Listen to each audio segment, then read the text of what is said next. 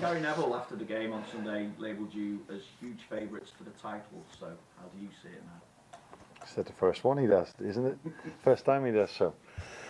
He had a different opinion in the start of the season about us, which probably most people had, so he was not the only one, except for our fans. I've said many times already, we don't look at it at this moment like this. We know we have a difficult week coming up again, and where we fought Madrid and City were very difficult teams to face, which they actually were as well. I think it's even harder to go away in an away game to Newcastle, so we're not even halfway to the season yet. But it's a good position to be in, that's definitely true. Not just a difficult week, because, okay, you've got back-to-back away games in the Premier League, but 6 of your next 9 games in all competitions are away from home. You're playing every 3-4 days in that period as well, so just how challenging is that, particularly when you're there to be shot at now as well? Yeah, maybe the last thing makes it difficult, but I think if Liverpool is number 1, 2, 3 or 4, it is always a very special game for the teams we face. So it doesn't matter that much what the league table tells you. If Liverpool comes, then all the stadium is sold out, and everyone wants to play us and wants to have the best game against us, like they have against Arsenal, Man City, and all the others. So the good thing is for me that it's not only us who play that many games. So for example, if we face Everton next week, they've had a game during the week as well. So mostly we face teams that are rested for a week because we play Champions League and some others don't. But now many teams have many games because it's England. We play a lot of games in this period of time. But yeah, I wasn't aware of the fact that 6 of the 9 were away, but now you tell me it makes it even more difficult. But we're ready for it. And just aside from the game, I'll go back to Mo, because there was a hint at the weekend that it could be his last home league game against Manchester City, and obviously subsequently there have been reports that he's exasperated the contract situation at the moment. Just to put it a little bit differently, is this all just part of the dance before everything's agreed and Mo commits his future to Liverpool for another season? Maybe Mo knows more about the 115 acquisitions that are done, so he expects them not to be in the Premier League next season.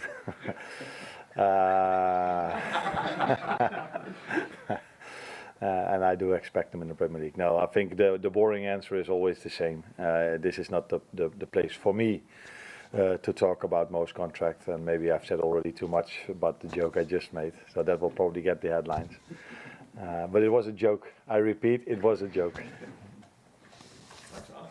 You're welcome. So is that any news in terms of injuries or players coming back, particularly as far as goalkeepers are concerned? Because you might have a big decision to make in a few weeks' time, maybe? I feel I always have a big decision to make in every lineup I have to make. So if you look at our last game against City, I didn't play Darwin, I didn't play Curtis, I didn't play Wata, I didn't play Harvey Elliott, so and Gerard Kwanzaa, and probably I forget 1 or 2 now, Tyler Morton. So it's always big decisions you have to make as a manager of Liverpool, because we have so many quality players. But I think I've been clear a few weeks ago about what my position is about our goalkeepers. But we're just waiting for the moment that Alisson is completely fit, because Cruyff is doing too well to put Alisson in goal if he's only on 50%, and that would not be good for Alisson and not be good for the team. So he's getting there. It might take a few more extra days, but he's getting closer and closer. And like I've always said, the end phase of a rehab is always the most the period where you feel like, okay, is he really there, or does he need a few extra days? But he will be in goal before the end of December, if things continue like they are now. After such an intense week where you've had 2 particularly big tests in Real Madrid and Manchester City, do you speak to the player? Do you look at things? Do you assess things in terms of making sure that nobody now takes the foot off the gas at all?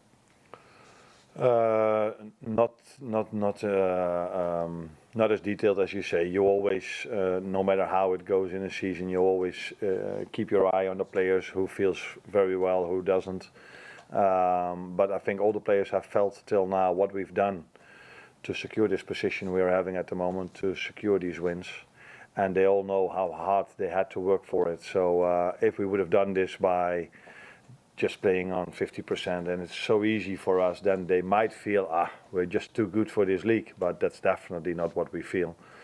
Against every team, no matter if it's City or Real Madrid or it was Wolverhampton Wanderers or Nottingham Forest, we had to work really, really, really hard to get a result, and I think that keeps them with both feet on the ground. Is that the saying here as well? Yeah, no. Okay. You asked on Sunday about not getting carried away. How important is it that you have got players in this squad who've done all this before, won the league, the Premier League with Liverpool? How important is it to have those players there, and is it easy not to get carried away as well for the players? I think it is important, but it's also the culture of this club that it's, for us, it's not a that special thing to be on top of the league or to be on top in the Champions League format, although that is special because it never been before. Normally you have a different group in the Champions League. But this club, this team, these players are used to the fact that they're top of the league or they are competing for every trophy. So then it helps that they've experienced this. They also have experienced this, that they competed for a long time and then in the end they came too short. They couldn't manage to win it. So they also know that it's a long season and to win the league against the likes of Chelsea, Arsenal and City, because I see those three as our main competitors at the moment. They all know that we have to be for 9-10 months on top of our game, because if you let down for a second, these clubs show up immediately. So that is a combination of factors that they have the experience, but they also see the quality of Chelsea.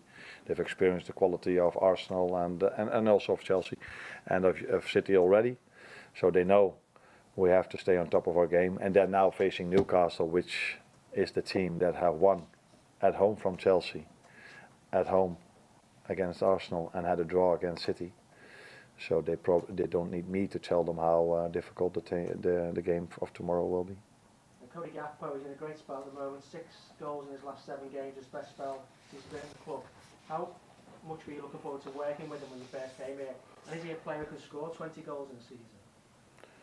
Unfortunately, I've experienced that already, that he is able to score 20 goals in a season when he played for PSV Eindhoven, when I was at Feyenoord Rotterdam.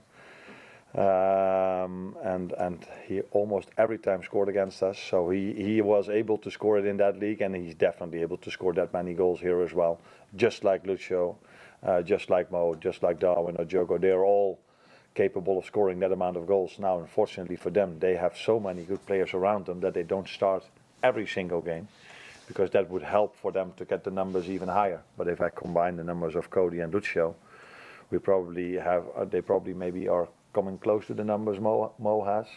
So it's the position that has to bring the numbers, and the same for the 9 position, as well for the right winger position. But Cody is in a very good place at the moment. But I think you agree with me that Lucio is as well. Thank you. You're welcome. Arne, you've got the best defence in the Premier League, but with the injuries you've got there, is that the area the team's probably going to come under most pressure in December, because you haven't got maybe the cover you'd like or the chance to make the change? Yeah, you tell me we've got the best defense because we've conceded less goals. Yeah. So that doesn't mean we only have the best defense. That means we have 11 players that work really, really hard not to concede a goal. But I agree with you that our last line has impressed this season, and maybe season before as well, but this season a lot as well, because every time they have to defend, they are there, as well as our goalkeeper. So yeah, if in another line, is that the way you say it? So midfield, attack or defense, we would have had this amount of injuries, that would have worried me as well, especially because I knew, and it's been just said, that we've got 9 games coming up in this month. So to go into that month with only 5 defenders is not ideal, but it's part of everyone's season. And we play just as many games in October in January. So yeah, whenever you have got some injuries in a certain line, it's always a bit of a worry. But I trust the players we are having now that they do everything they can to stay fit. And we have to take smart decisions in this as well, to keep them available for this month, because if you face the likes of the clubs I just said, you cannot have a month where you don't have the results, because then they will be back. You've got smart decisions. In terms of fullbacks, you haven't got a really genuine cover at fullbacks, and you brought Jarrell on to cover for Trent. Are you going to have to make some sort of smart decisions there in terms of covering the fullbacks, because you haven't got the genuine article there to come in? Yeah, it depends always on the result. If people judge it as smart, but we have to be creative. Maybe that's a better word to use. For the moment that we cannot use Trent. So last weekend against the City, we didn't thought it was smart to play Trent for 90 minutes after his injury, and that's probably going to be the same tomorrow and on Saturday as well. So then we have to be creative, and for me, playing Jarrell over there is not so creative. He's able to play there, but maybe for whatever reason, if we need Jarrell as a centre back because one of the centre backs can't continue the game, then we need to be even more creative. And if it works out, you would probably call it smart. If it doesn't, it's one of the stupidest things I've done till now. Hi Arne, I wanted to ask you about Mo Salah, a football question. Yeah. His goals and assists have been worth 20 Premier League points so far this season, and he's contributed to 53% of the total of the team. You mentioned that Cody Gakpo and Luis Diaz have got good goal scoring records, but is there a danger of perhaps an over-reliance on him when it comes to assists? Because I think he's nearly got 3 times as many as everyone else in the team. Is there a danger that we rely too much on him? Is that what you're saying? A bit, because but only for the fact that he can, because he's also a human being, and it happened to him last season that he can get an injury as well. And since Federico Chiesa has had a difficult start to the club because of injuries, we don't really have a replacement for Mo. The good thing is that Harvey Elliott is getting fitter and fitter again, and he played this position many times as well. So I'm not afraid that Mo, his numbers will drop at all. But when it comes to an injury of him, then we are in a better position on the left wing than we are at the right. But the good thing is Federico is also training with us again, is getting back, and Harvey is getting back. So, but the best thing that can happen to us is that just Mo stays fit and keeps producing these numbers. Arne, just back to the defensive team. Gomez obviously came in for Karate. He's not had loads of football this season, but every time he comes in, he's barely put a foot wrong. How much of a testament is that to sort of his mentality, his quality, that he keeps coming in without necessarily having loads of rhythm and performing? Yeah, I think everybody sees his quality, but for exactly the reason you just said, it shows how his mentality is, how impressed I am by his mentality, because it's not always easy to come in during a game or to replace a player that did so well, and I think Konate did really well. And it's not for the first time he's experiencing this. So some players can do this for a season, and then they're like, yeah, now I want to play, I want to go somewhere else. And Joe is patient in a good way. He always makes sure he's ready whenever the club or his teammates need him, and that is special when it comes to his mentality, because not many players can do this for so many years that he has done this. But last season he played many games. I think you could call him a starter that season, and in some other seasons maybe he was more of the first choice, the second choice in every other position in the last line.